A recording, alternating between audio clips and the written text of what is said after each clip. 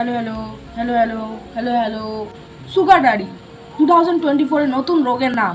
হ্যাঁ, 2024 নতুন চুলকানি সুগার ড্যাডি। না, এটার মানে মিষ্টি বাপি নয়, মানে মিষ্টি বাপি, কিন্তু মিষ্টি বাপি নয়।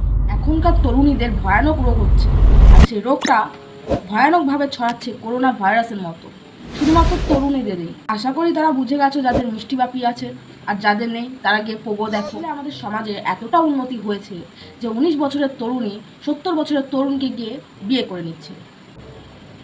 ইয়ে মানে তরুণ, হ্যাঁ হ্যাঁ তরুণ। তো বেসিক্যালি যদি বিয়েও করতো মারা যেত।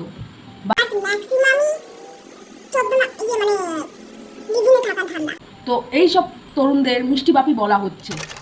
এই প্রজন্মের কাছে আমার একটাই প্রশ্ন, তোরা কি ভদ্রভাবে কাউকে ভালোবাসতে পারিস না? কেউ মিষ্টি বাপি খুঁজছে, কেউ মিষ্টি মা খুঁজছে, এরপর বেরিয়ে যাবে মিষ্টি কাকু, মিষ্টি জেঠি।